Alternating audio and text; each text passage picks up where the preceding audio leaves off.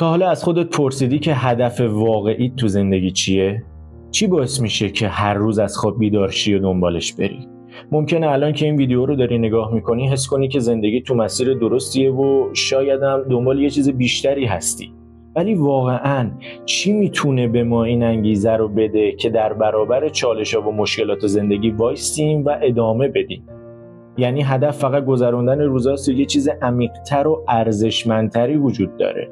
تو این ویدیو میخوام به یه سوال اساسی جواب بدم، اینکه هدف از زندگی چیه و چجور میتونیم هدف گذاری درستی توی زندگیمون داشته باشیم. این سوالیه که خیلی از ماها دنبال جوابش هستیم. پس اگه میخوای بدونی که چطور با هدف گذاری درست توی زندگیت به موفقیت برسی و زندگی معنادارتری داشته باشی، تا آخر این ویدیو با هم به جوابش میرسیم. یه روزی یه جایی توی این بازه زمانی، توی این تایملاین به دنیا اومدی. انتخاب خانوادت دست خودت بود؟ نه. انتخاب کشورت، شهرت، زبونت، فرهنگت یا حتی جایی که توش رشد پیدا کردی چی؟ قطعاً نه. اینجا جاییه که تو از صفر شروع کردی. هیچ اطلاعاتی از اینجا نداشتی. حتی درک این که خودت کی هستی رو هم نداشتی. اینجا یه جاییه که پر از حاشیه است، پر از انحرافه. ولی یه سری تابلوهایی وجود داره که راهنماییت میکنه که مسیر از کدوم طرفه و وقتی توی مسیر قرار گرفتی چجوری باید از این مسیر عبور بکنی. اما این حاشیه ها، این انحرافا، این تابلوها رو انگار زیر شنای ساحلی دفن کردن. توی خودشون محو کردن این تابلوها رو. اگه بهت بگم تو بدون داشتن دانش کافی غیر ممکنه که بتونی این تابلوها رو ببینی، واقعا صادقانه بهت گفتم. اگرم یه طوری به یه طریقی تونستی یه تابلوی راهنمای درست رو ببینی، نمیشناسیش و به سادگی از کنارش رد میشی. یه سیستم رو در نظر بگیر، یه کارخونه، یه خط تولید.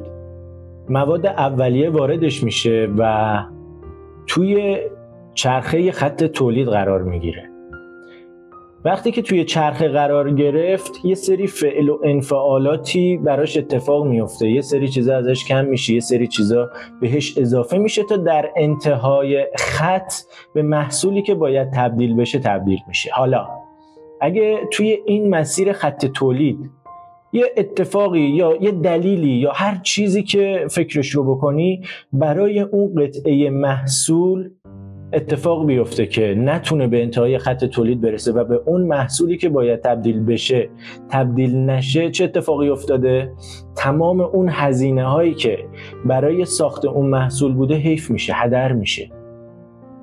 خود اون مواد هم حیف میشه و هدر میشه. ببین کل این طبیعت، کل این اکوسیستم، کل این کیهان همش همون کارخونه است، همش همون خط تولیده است.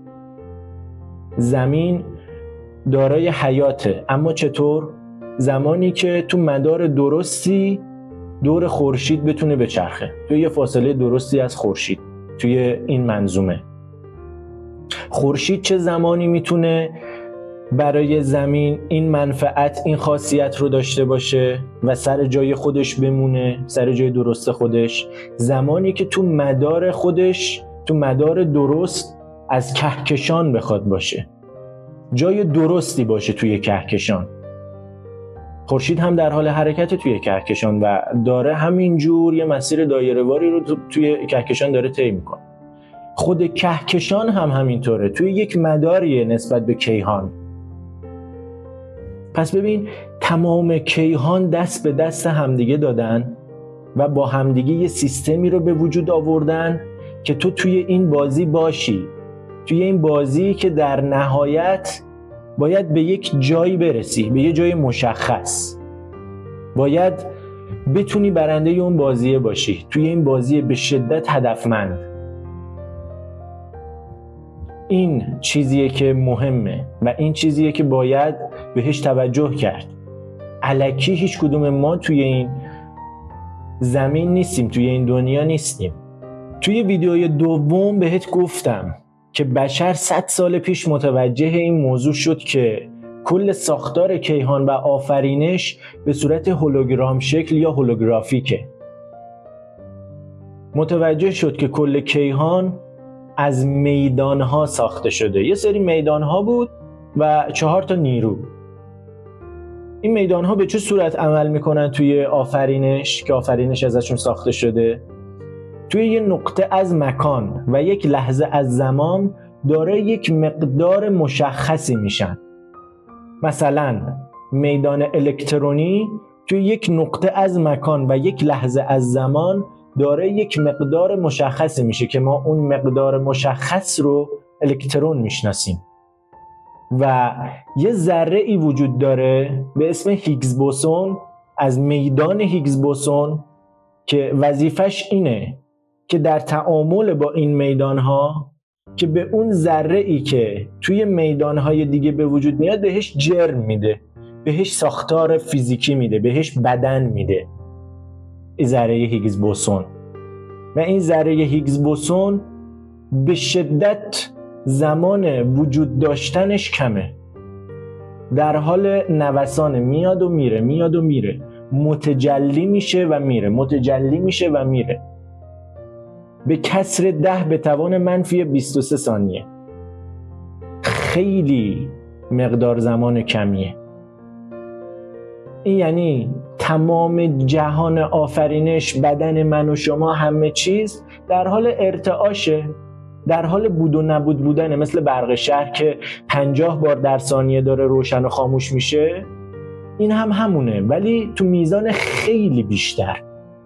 ما چرا داریم این نور رو میبینیم؟ چون چشم ما اون آنزیم روداپسین که روی شبکیه چشم ما داره ترشح میشه در ثانیه 20 بار داره عکس میگیره چشم ما از چیزی که داره میبینه. 20 باره که این روداپسین داره ترشح میشه رو شبکیه و اطلاعات رو میفرسته برای مغز، پردازش میشه و این 20 تا عکس در ثانیه کنار همدیگه قرار میگیرن که ما میتونیم به این صورتی که داریم میبینیم ببینیم، 20 فریم در ثانیه. اما ذره هیگز بوسون 10 به توان منفی 23 ثانیه میاد متجلی میشه و میره.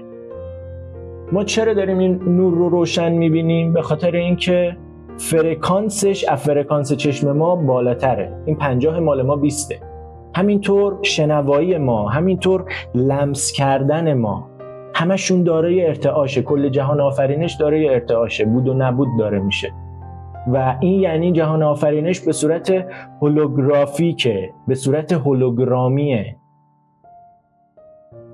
و بعد از اون متوجه شدن که ذرات هم میتونن به صورت میدان باشن، یعنی ذره متجلی نباشه، و هم میتونه به صورت ذره باشه. چه زمانی داره این اتفاق میفته؟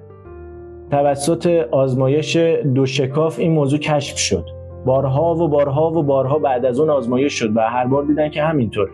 یک نگاه ناظری وجود داره که باعث میشه میدان توی یه نقطه از مکان و یک لحظه از زمان داره یه مقدار مشخص بشه که اون مقدار مشخص رو هم ما ذرات کوانتومی میشناسیم. نظریه میدانهای کوانتومی که در نهایت بهش رسیدیم ما و در موردش صحبت کردیم. اون نگاه ناظره که به کل جهان آفرینش نظاره‌گره و تحت کنترلشه. اگه یک لحظه نگاهش برداشته بشه همه چیز نیسته، هیچ چیز دیگه وجود نداره دیگه، هیچ میدانی به صورت ذره دیگه نیست. انیشتین جمله معروفی داشت، گفتش که من الان دارم این ماه رو نگاه میکنم، یعنی این ماه الان اینجا هست، رومو برگردونم یعنی دیگه اینجا نیست. بعد به این نتیجه رسیدن که خب حتما موقعی که تو نگاهش نمی‌کنی یه کسی دیگه‌ای داره نگاهش میکنه. بعد گفتن اگه کسی نگاهش نکنه چی؟ که فهمیدن یه ناظر جهانی برای این موضوع وجود داره. خدا بشر رو آفرید، اما از یه جایی به بعد باید این بشر بتونه خودش رو لول اپ بکنه، خودش باید خودش رو بکشه بالا. اسم جانشین روی این بشره. این جانشین باید بتونه مقام جانشینی رو خودش به دست بیاره. در مورد مسائل پیدایش آفرینش توی یه ویدیویی با همدیگه حتما صحبت میکنیم در مورد این موضوع. پس ببین، ما اینجاییم که بفهمیم و یاد بگیریم، اینجاییم که متوجه بشیم. توی این بازی چالش ها خیلی زیاده، سختی ها خیلی زیاده، ولی به این درک باید برسیم که هر چالش، هر سختی، هر مشکلی به همون اندازه سخت بودنش پتانسیل این رو داره که بتونه به ما بیشتر یاد بده، بتونه ما رو بیشتر متوجه بکنه. ببین، بزرگترین ثروت هر آدمی که با هیچ چی نمیشه مقایسش کرد، ثروت عمر آدمه. ما یه فرصتی داریم که زمانش هم نامعلومه توی این بازی. هر یک ثانیه‌ای که داره از این عمر میره با هیچ رقم و عدد پولی نمیشه اون یک ثانیه رو جبران کرد یا دوباره برگردوندش، امکان نداره. این یعنی هر یک ثانیه بی نهایت ثروت عظیمیه که ما باید قدرش رو بدونیم. معلومم نیست چقدر توی این بازیه هستیم، واسه همینه که هر یک ثانیه باز ارزشش بی نهایت بار بیشتر میشه. اینجا جاییه که ما باید بفهمیم و باید قدر هر ثانیهش رو هم بدونیم که بتونیم اون چیزی رو که به دست بیاریم رو به دست بیاریم. برگردیم سر بحث اصلی خودمون، هدف گذاری. چرا اصلا هدف گذاری تو زندگی یه چیز ضروری و مهمه؟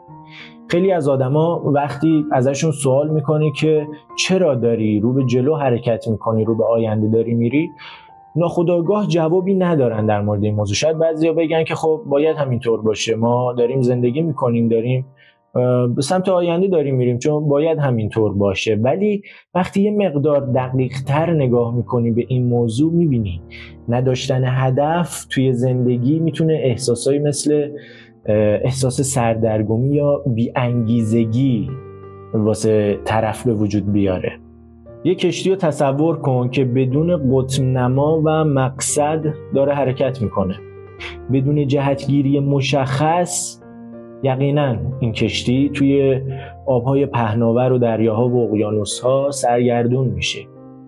نداشتن هدف مشخص و مقصد مشخص تو زندگی باعث میشه که توی طوفانای بزرگ مشکلات یا چالش‌های زندگی سردرگم بشی و هیچ وقت نتونی این احساس رو تو وجود خودت، درون خودت حس بکنی که من به یه جایی میرسم، من یه کسی میشم. هیچ وقت نمیتونی این احساس رو داشته باشی. ولی داشتن هدف مشخص زندگی رو تغییر میده. این داشتن هدف مشخصه که بهت انگیزه میده تا در برابر مشکلات، موانع و چالش‌های زندگی بتونی وایستی. این هدف مشخصه که بهت این قدرت رو میده که بتونی رو به جلو حرکت بکنی، به سمت آینده حرکت بکنی، بتونی ادامه بدی. وقتی هدف مشخص داری، هر روز که از خواب بلند میشی و آماده میشی برای کار خودت، این میمونه که یه مسیر صاف و شفافی وجود داره. میدونی که کجا داری میری و چرا باید حرکت بکنی. حتما این جمله رو شنیدی که اون چیزی که نمیتونی بسنجی نمیتونی مدیریتش بکنی. وقتی برای زندگی خودت یه هدف مشخص تعیین میکنی، خیلی راحت میتونی پیشرفت خودت رو پیگیری بکنی و بسنجیش، مورد ارزیابی بتونی قرارش بدی، که این نه تنها بهت کمک میکنه که روی کار خودت متمرکز باشی، بهت این انگیزه رو هم میده که وقتی مسیرت سخت میشه بتونی ادامه بدیش، وای نستی، پیش بری، جلو بری. بهت این انگیزه رو میده. بذار برات یه مثال بزنم. فرض کن هدفت اینه که میخوای 10 کیلو وزن کم بکنی. وقتی اینو به طور کلی میگی، مثل این میمونه که انگار داری میگی خب من میخوام لاغر شم. ولی وقتی هدفت رو اینطوری بیان میکنی که میخوام تا 3 ماه دیگه 5 روز در هفته ورزش کنم که هر روز 1500 کالری وزن کم بکنم، حالا هدف تو قابل لمسه، قابل درکه، قابل اندازه‌گیریه. الان دیگه میتونی از تغییرات کوچیک خودت که هی همینجور داره اتفاق میفته لذت ببری و بهتر بتونی به اون هدفت برسی. انگیزه میده بهت این کم کم اتفاق افتادنه. داشتن هدف درست بهت این کمک رو میکنه که به جای اینکه در مورد یه آینده نامعلوم یا مبهم بخوای نگران باشی، انرژیت رو بتونی صرف یه سری کارا و اقدامایی بکنی که در نهایت تو رو به اون مقصدی که میخوای میرسونه. و این تغییراتی که داره اتفاق میفته برای تو کم کم و به مرور زمان باعث تأثیر گذاشتن یه سری احساسات درونت میشه که نگاه تو رو نسبت به زندگی عوض میکنه. یه سری مراحل ساده هست که خیلی موثرن توی اون هدف گذاریت که بتونی بهتر به موفقیت برسی. چیزایی که الان میخوایم در موردشون صحبت بکنیم. ببین، هدف گذاری تو باید مشخص باشه و قابل اندازه گیری باشه.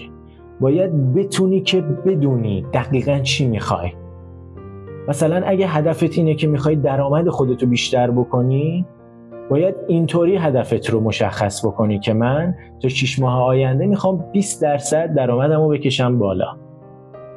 وقتی مهلت زمانی نداشته باشی توی هدفت، انگار یه زمان بیپایانی رو اومدی بهش اختصاص دادی. مثلا میخوای اندام خوش فرم تری رو داشته باشی، باید هدف گذاریت اینطوری باشه که من میخوام تو 3 ماه آینده 10 کیلو وزنمو کم بکنم. این مهلت زمانیه نه تنها بهت یه فشار سازنده ای وارد میکنه، تو رو مدام مجبور به برداشتن اقدامای عملی هم میکنه. وقتی یه هدف خیلی بزرگی داری، کم کم بهت این احساس دست میده که انگار انقدر دوره که اصلا نمیتونی بهش برسی. انگار غیر ممکنه که بخوای بهش برسی. اینجاست که باید هدف بزرگ خودت رو به اندازه‌های کوچیک‌تر تقسیم بکنی که وقتی هر کدوم از اینا رو میای انجام میدی، احساس پیشرفت بهت دست میده. ببین، بدون اقدام هیچ هدفی عملی نیست. باید یه سری اقدام‌هایی رو تا رسیدن به هدفت انجام بدی. این اقدام‌ها هم باید واقع بینانه باشه، باید عملی باشه و قابل اندازه‌گیری باشه. باید بتونی اقدامهای خودت رو پیگیری بکنی، باید بتونی هدف خودت رو پیگیری بکنی، بررسی بکنی که چقدر پیشرفت کردی. وقتی هم که لازم بود بتونی مسیرت رو تنظیم بکنی. اینا بهت انگیزه میده که بتونی ادامه بدی، بهت احساس انگیزه میده، بتونی همینجور رو به جلو حرکت بکنی. هیچ کس نمیتونه کاملا تنها به همه اهدافش برسه. یه جاهایی هست که باید یه دستایی باشن که بتونن همراهیت بکنن. حالا یا میتونن این دستای دوستها باشن یا میتونن دستای خانواده باشن. ولی اگه فکر میکنی که نمیتونی رو حمایت کردنشون حساب بکنی، بهتره که یک شخصی که میدونی در مورد اون هدفت دانش و اطلاعات کافی داره که میتونی رو کمکش حساب بکنی، در موردش باهاش یه صحبتی داشته باشی، بتونی ازش این کمک رو بگیری. این مهمه که بتونی کمک گرفتن رو بلد باشی، بتونی کمک گرفتن رو یاد بگیری. یه جاهایی واقعا نیازه، یه جاهایی دیگه نمیشه کاریش کرد. ما آدما قدرت کامل نیستیم. یه جاهایی یه سری خلأهایی توی توانایی هامون وجود داره، یه سری کاستی هایی توی مهارت هامون وجود داره. باید بتونیم این خلأها و این کاستی ها رو پر بکنیم با استفاده از حمایت دست کسانی که میتونن پرش بکنن. هدف گذاری زندگی تو تغییر میده. وقتی که هدف داشته باشی، هر روز پرانگیزه‌ای، پر از شور و شوق و اشتیاقی. هدف بهت جهت میده، کمکت میکنه که توی هر شرایطی که باشی بهترین نسخه خودت باشی. و اینکه این نکته مهم رو خیلی خوب یادت باشه همیشه، که هیچ هدفی بزرگتر از تو نیست. تو قادری که به هر چیزی که میخوای بتونی دست پیدا بکنی. فقط کافیه که هدفت رو واضح، مشخص و قابل اندازه‌گیری تعیین بکنی و با اراده و با پافشاری به سمتشون حرکت بکنی. خب حالا که این نکته رو میدونی، نوبت توه. آماده‌ای که زندگی تو به شکل بهتری تغییر بدی و به سمت اون اهدافی که میخوای حرکت کنی؟ پس باید قدم اول تو الان برداری و شروع کنی به رفتن به سمت اون آینده‌ای که همون داره انتظار تو رو میکشه، هم تو بهش نیاز داری. ویدیوی بعدی هم در مورد یه سری چیزای سمی تو زندگیه که بتونی نسبت بهشون بیخیال باشی و اعتماد به نفس تو بکشی بالا. اونجا میبینم.